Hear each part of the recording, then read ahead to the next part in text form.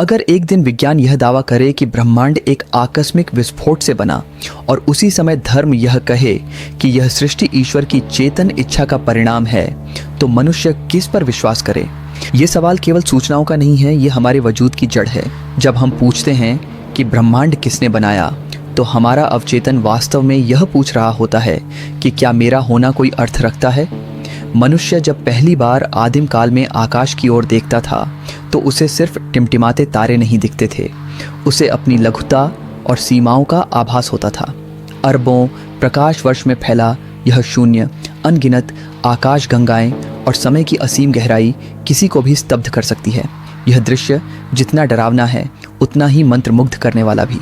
यहीं से उस जिज्ञासा ने जन्म लिया जिसने सभ्यताओं, दर्शन और अंततः विज्ञान को जन्म दिया। क्या हम एक विशाल मशीन के अनजाने हिस्से हैं या हम किसी महान कलाकार की पेंटिंग के रंग? विज्ञान कहता है कि ब्रह्मांड नियमों से संचालित है, जहां कार्य कारण का सिद्धांत कॉज एंड इफेक्ट सर्वोपरि है।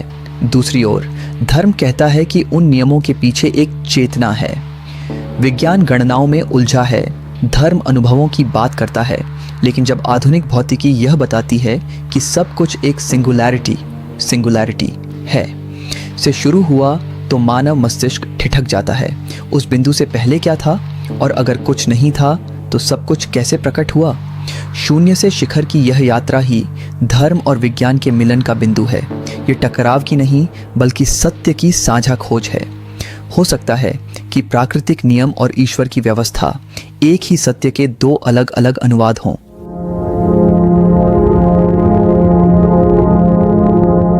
रात के सन्नाटे में जब हम ब्रह्मांड को निहारते हैं तो वह मौन हमें डराता नहीं बल्कि हमारे भीतर के शोर को शांत कर देता है।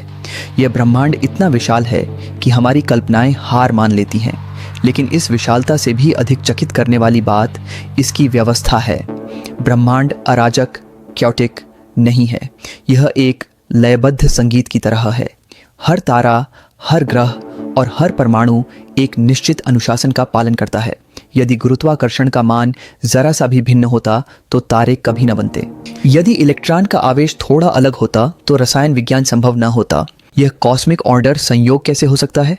संयोग तो ताश के पत्तों के बिखरने जैसा होता है, लेकिन ब्रह्मांड ताश के पत्तों से बने एक भव्य महल जैसा है जिसकी हर ईंट सटीकता से रखी गई है।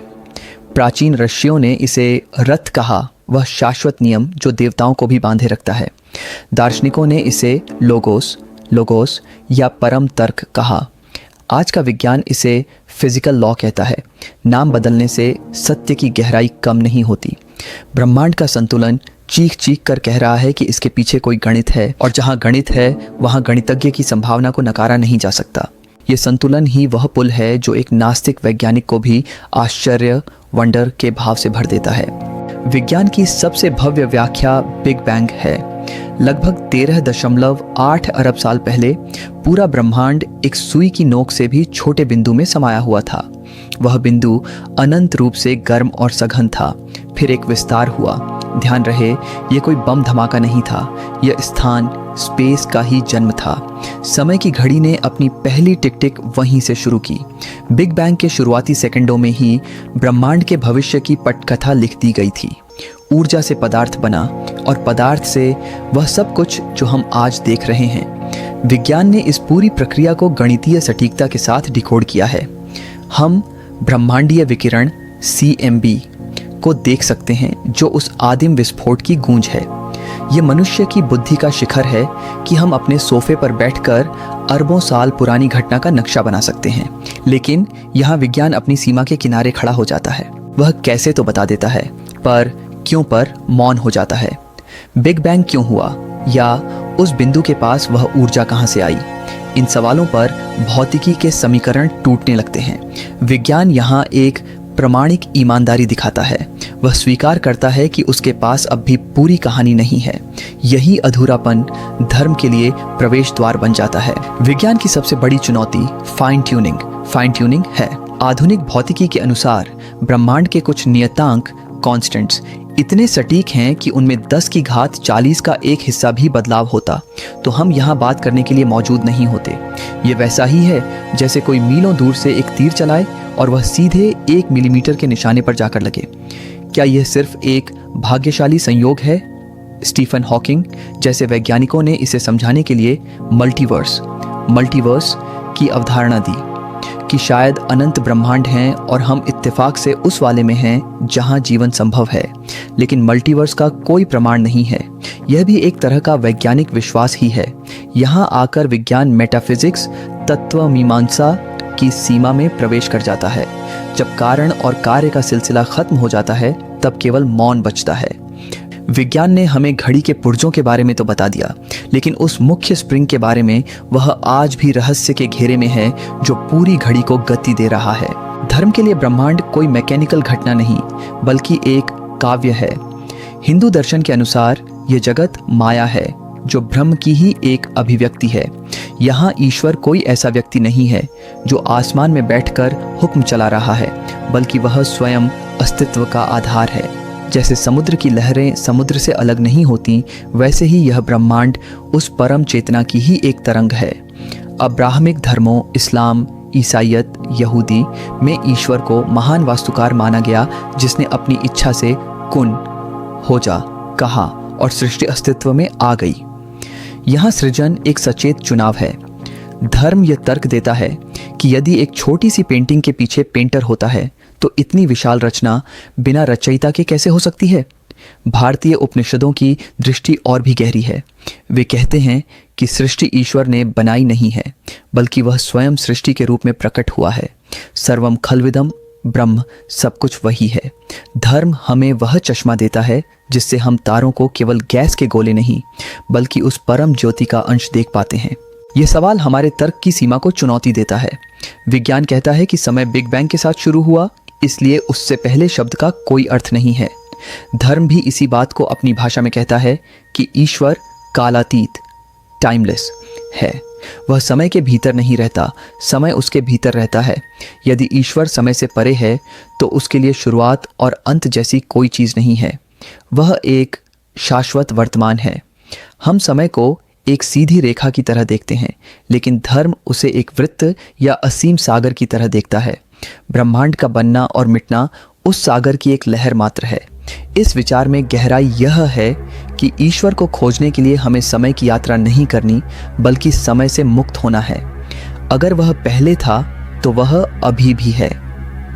पहले क्या था का उत्तर बाहर की खोज से नहीं बल्कि ध्यान की गहराई में समय के रुक जाने के अनुभव से मिलता है। बचपन में हमें सिखाया गया कि भगवान बादलों के ऊपर स्वर्ग में रहते हैं, लेकिन जैसे जैसे चेतना परिपक्व होती है यह परिभाषा बदल जाती है। उपनिषद कहते हैं ईशावास्यमिदं सर्वम, वह सब कुछ में व्याप्त है। वह परमाणु के केंद्र में भी है और आकाश गंगाओं के बीच के शून्य में भी। आधुनिक विज्ञान का क्वांटम फील्ड थ्योरी भी कुछ ऐसा ही संकेत देता है। एक अदृश्य ऊर्जा क्षेत्र है जिससे सब कुछ पैदा होता है। अगर हम इस ऊर्जा को चेतना कह दें तो विज्ञान और धर्म का अंतर मिट जाएगा। ईश्वर कोई स्थान, लोकेशन नहीं है, वह एक उपस्थिति, प्रेजेंस है। वह फूलों की खुशबू में है, माँ की ममता में है और यहाँ तक कि एक वैज्ञानिक की सत्य को खोजने की तड़प में भी है। वह कहीं वहाँ नहीं है, वह यहीं है। बस हमारी इंद्रियां उस सूक्ष्म फ्रीक्वेंसी को पकड़ नहीं पाती। इतिहास में एक समय था जब विज्ञान और धर्म कट्टर दुश्मन थे, लेकिन 21वीं सदी के वैज्ञानिकों का नजरिया बदल रहा है।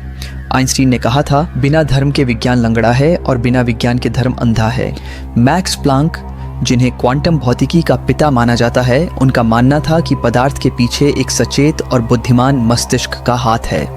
आज के वैज्ञानिक कॉस्मिक इंटेलिजेंस की बात करते हैं। वे देखते हैं कि ब्रह्मांड के नियम कितने सुंदर और गणितीय रूप से एलिगेंट हैं। कई वैज्ञानिक अब मानते हैं कि यह ब्रह्मांड एक महान विचार, ग्रेट थॉट की तरह अधिक है, न कि एक महान मशीन, ग्रेट मशीन की तरह। यह विनम्रता ही विज्ञान की नई ताकत है।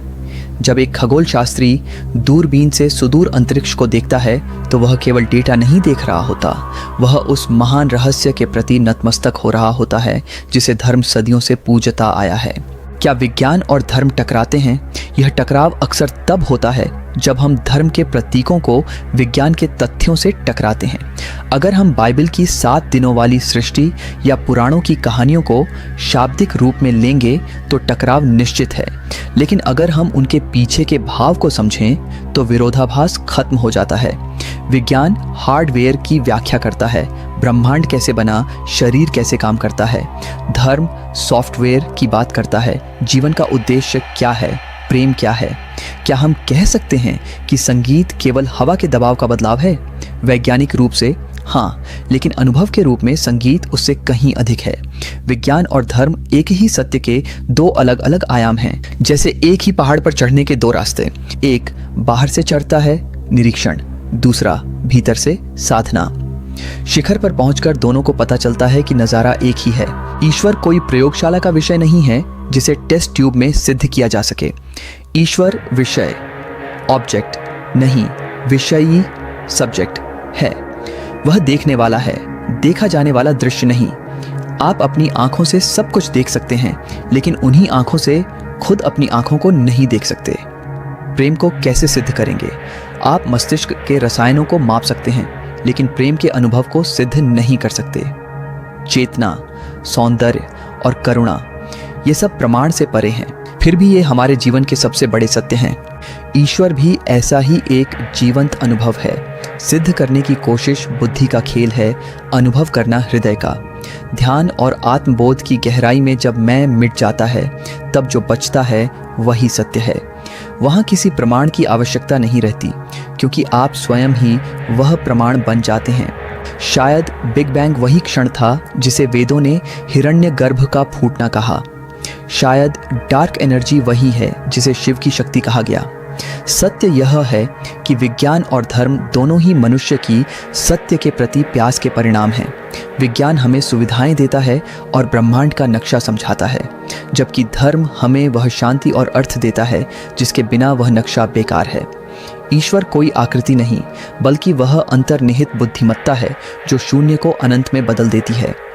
अंतिम सत्य शायद यह है कि हमें सारे उत्तर कभी नहीं मिलेंगे, और यही सबसे सुंदर बात है, क्योंकि कुछ रहस्यों का अनसुलझा रहना ही हमारी चेतना को विकसित होने की प्रेरणा देता है।